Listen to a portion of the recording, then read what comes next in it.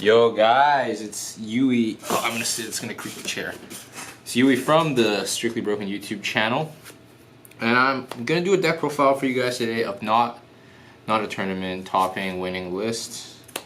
But we got a lot of those on the channel, but you know the competitive English scene is basically over right now. There's just worlds left. But I'm doing a profile of Great Nature. I play a lot of Excel. I'm really big into Pale Moon, and I really have no stakes in Standard, so I really have no stakes in sharing what I think World's metagame is going to look like, but I think Great Nature is really strong. I think Great Nature is really good. I saw this thread online that was saying Great Nature, they felt like the deck did nothing, and I strongly disagree. The deck is hits so hard, it's able to play crits, it's able to plus the field, insanely. The one small thing it doesn't have going for it is that there's a little bit of a chance aspect to some of your power cards, and yeah, I think that's the little bit of a downside. But if you're rolling fine, I think this deck is the deck, a really good deck to play at Worlds. I'm not qualified for Standard. I don't really care to share that information, and you can correct me if I'm wrong. But here's my profile. I was testing this deck non-stop since Friday release. And a little bit before that, yeah, here's the profile. I play the old starter because I think it's cuter. I like the blue-green colors, so on the wings. So yeah, I play the old starter. The new starter, it literally looks like nothing. And then for Leopold, so I didn't play set 1 Great Nature because I thought that the rear guards for Great Nature looked really overall they were just really low impact. It didn't have a lot of good rear guards, but Leopold I thought was one of the best grade 3s I've ever seen printed. And back then Excel 1 only existed, right? And it was one of the few decks that could fill the Excel 1 circles so easily. It was I was really impressed with Great Nature overall, but if only the rear guards were a bit better, then I think the deck would have been insane. And I thought it was a pretty good deck to play last year at Standard Worlds. I think it did win. Yeah, I think it won Standard Worlds. Yeah, the deck was just really solid. I don't remember exactly. I think it won Standard Worlds. Correct me if I'm wrong. But yeah, I think Leopold's I just think it's fucking insane. Didn't know if I should swear there. It's just the ability to +4 in the late game and go for a strong kill turn, even though it's chance based. If it does happen the way you it's intended to happen, your opponent's just dying. You call a couple zebras and stuff, and you just have a full board to try to kill them. Let's say you got Hyuga, or you got even you got what's the new Batama card called Hanzo. You get Hanzo'd, and this card can just you can rewrite it and replenish your whole board. So this deck really has no problem facing Murakumo or Hanzo because this card exists. It's also just the best card. This deck, if you only focus on the new grade 3 Isabelle, this deck has no real pressure if you're going first, and that's really sad because going first is so strong in Standard. You really want to play cards that you want to draw if you're going first, so that you can capitalize on the strength of getting that initiative in this game. So this card being able to just ride it and potentially getting +2, or just getting the crit in 15k to force your opponent to take 2 damage. When they're on grade 2 is just really, really good. Riding Isabelle when you're going first does absolutely nothing. The card actually has is basically worse than a vanilla. It does plus you a bit, but it's chance based plus, and it's also costs Soul Blast. So this card is just absolutely insane. When you go first, you want it. Late game, you want it. It's actually just so strong. Sometimes late game you want Isabelle, but if your opponent spun your board with a Murakumo deck or something, riding this is just better than riding Isabelle. And then, speaking of Isabelle, the 4 Isabelle, you're going to play this card. It is so good going second. The first effect, making all your choose effects proc everything. It makes your Binoculars Tiger and stuff actually the most insane rear guard ever. And then her being on ride, getting 15 and a plus. And it's just so stupid good. It's this card is just so good going second. It makes I think going second, everyone talks about it all the time, going second is really, really weak in Vanguard Standard. But I think this deck has a really good going second game plan, because you can make, depending on your Isabelle luck and depending on how the turns goes, you can force 3-4 damage going second, and then you just have to make one more grade 3 ride and your opponent's dead. While pushing 3-4 damage, you also draw, you just get a ton of card advantage, so you're going to survive. Your kill pressure turns don't require too much counterblast, and yeah, just being on the Isabelle, it's a really good going second game plan where you can win on the second grade 3 ride. So I really like this card a lot. And yeah, the second skill also works on rear guard. So if you ride the Isabelle and you have another Isabelle in hand, and you can guarantee that you can like re-ride again later, you can just literally, you can play down the Isabelle on the rear. It's 27 that also cantrips you. So like Isabelle is such a good card. Like this card's so insane, but it's terrible going first. So going second, it makes your going second game like really strong. For Binoculus Tiger and for Hamsuke's Arrival, I don't know the full name. What is it called? Ham Hiko. So these are both like cantripping grade 2s. This one's not guaranteed. It's a really good cantripping grade 2 on your Isabelle turns, but this card always cantrips. It's also going to be 14 when you ride it. So like if you're going second against force, this card hits.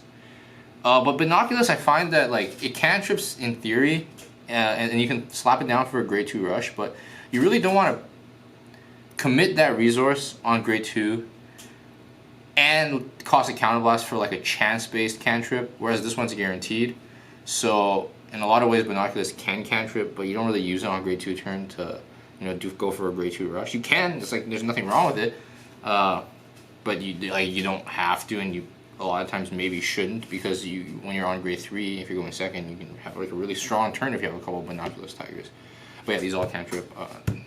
Really good. Like I said, this new card is a really good rear guard because it says when placed. So if you call it off the Leopold, you can even proc the skill in Leopold's plus. Let's say you ride Leopold, the second Leopold ride, so you have a grade 3 in soul. Let's say Leopold plus is 4, and then you call some of these, you're plussing 5, plussing 6. So overall, insane card. So happy that it exists in standard. And yeah, this card just attacks 14 base. It's pretty good because when you boost 8k, it makes 22. So Excels are the best decks right now. No one doubts that. Everyone knows Excel 2 is broken. So no one's playing those force-based numbers. So you making 22 with the 5k extras is really good. And you're hitting 15 to guard against Excel decks. And then for Zebra is like, it's absolutely insane. Like my Zebras have hit like 44, 49. It's like with some Binoculus Tiger stacks. Like this deck has a really big, like the powers are bigger than Murakumo sometimes. It depends on how you set up your field, and like you're able to play like crits. It's just like Murakumo's. You're able to plus a lot more than Murakumo does. Like I just think this card is actually just bonkers. And it's not once per turn, so it's like it stacks. Grade 1s, so 4 grade 1 PGs. You don't see a lot of meta good decks play the grade 1 PG, but this deck really can play this. Like trust me on this. It's so good because you have a card. I'm gonna show it next. Yeah, I'll just show it now. It's the Toucan. Soul Blast 1 bounce unit on your field to hand. So like let's say you call this off Leopold, and you're going first. You call it off Leopold. You put it on Excel, so it swings for 12. You can bully people with that 12 number. And then next turn, like no one's gonna attack into an onboard PG, or else you're getting like value for the PG in itself. So then next turn you can just bounce it with the Toucan and get the PG back to hand. Toucan's just a really good rear card because it's 13 when you mill. And yeah, grade 1 PGs, it's really fine to play the grade 1 PGs. And it gives you the space to play 12 crit. So and you like in theory that bounce play works with a 5k draw trigger. Like you can call the draw trigger and then bounce it with Toucan, but calling the draw trigger feels really bad because your opponent now knows you're out another trigger.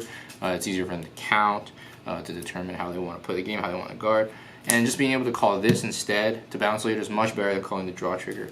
The draw trigger, like, furthermore, more to add on about the draw trigger, like this deck gets into game states when you're playing down a lot of cards that mill Isabelles, and then when you're on Isabelle, like you're milling like a lot that turn. Sometimes the draw really just messes you up, and on the second grade, like I started off testing with draws. By second grade 3 turn, if you did 2 Isabelle grade 3 turns, at times you actually just are really close to decking out. And sometimes it's even nice to get like say you're playing against a deck that like you're playing against your opponent, they hit like good defensive triggers, and you can't get off as aggressive as like a kill turn on your second grade 3 turn. You need to go into a third grade 3 turn.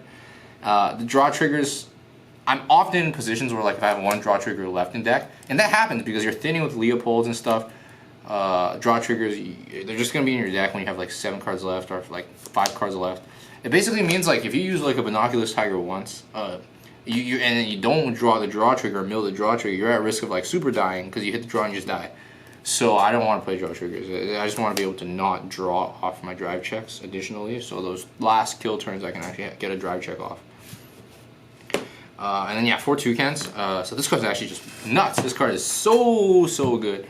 A bounty unit, so you can reuse your on-place effects, which is kind of costly, because on-place effects, like a lot of them cost soul, cost counterblast. You don't really have access to a lot of that resource. You have no replenishing cards that replenish resources, but you can do it if you're in a pinch. You can multi-use like your draw cards.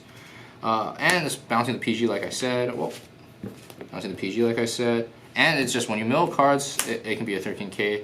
So you boost a 9. That's what you boost a 9 is 22, and if the 9 gains 5, that's 27. So now you're demanding 20 out of your opponent. This is your booster. And then on the Excel circles, they make like a 18, which is like a pseudo good, because if you can make it into 23 against force, it's okay. You don't really want to put this on your Excel circles, but you can. It does hit 13. Or like if you want a super bully against force going second, this could be your front row, and just poking for a 13.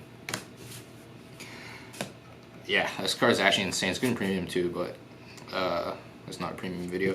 And the last grade ones, I play 3 copies of, I don't know this card's name, Cecile, and 2 Monoculus Tigers. So this card sucks in standard. I'll just say this right now. People like to play 4 of this card. It actually blows, because like in standard, the ability of this card is like so medium. You're not really trying to create some crazy combos with the card, which in premium it can allow you to do. But what it is kind of good for is it's an attacking unit that mills. So when you're trying to make crazy zebra numbers and this is your first attack, if you have the soul available, you can soul blast as your first attack. It can hit in an Excel circle for 13. But then when you're on the Isabelle turn, the 13, they're taking that 13, or they're giving you like a trigger that's 15k.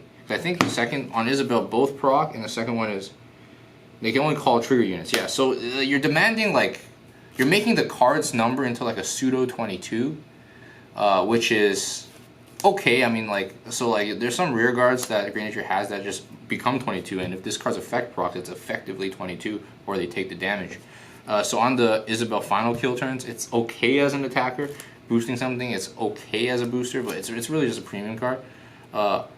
Where it comes up is like, okay, so I want to talk about Cecile. Cecile is nuts on the Isabelle turn. The fact that Isabelle makes it, guarantees that you refund the soul, it's a way to mill cards, and it's a way to mill cards that's like reusable. So you have like multiple Ceciles. Like say let's say you play Cecile, you draw into another Cecile, or you already had 2 Ceciles in hands. You get 2 zebra procs off a card that costs no resources on the Isabelle kill turn. So this is really good. However, doing 1 copy of this card is like it's a mill 4 basically, because you have to mill the top and then you'll soul charge 1 and draw 2, discard 2. So this card, like, you literally cannot play 4 down in a game. It's not possible. So I play 3 and 2 Monoculus Tigers, because like playing 4 of this really has diminishing returns. Like this card sucks if you're not on Isabelle. This card actually is like really bad, because if you soul blast 1 and don't actually get the soul back, say you mill a trigger unit, you're just trying to dishing 2, and it's you lost like a resource. I feel really bad using this card whenever I'm not on Isabelle turns, so I don't really want to play 4, so I just play Monoculus at 2. This could definitely be 4-1. I'm liking 3-2 right now. If you want like to have even more consistent like superpowers numbers on the Isabelle turns, definitely 4-1 is fine. But like if you use 4 of them in a game, you're actually just not going to get a 3rd grade 3 turn. It's not possible. Milling 4 cards is a lot of cards. So yeah, those cards, and then that's all the grade 1s. It's 8 grade 3s, 12 grade 2s, 13 grade 1s. Very standard. And then for triggers, I have 12 crits. I'm going to try to fit these all into one camera. Yeah, so 12 crits. There's only 12 crits, so I just play all 3 yards. None of them are cute, unfortunately, but it's what you have to live with. Crits are just really good, because you're like, when you have such high numbered units, like, and you swing with a Van, your opponent's like kind of incentivized to just take Van.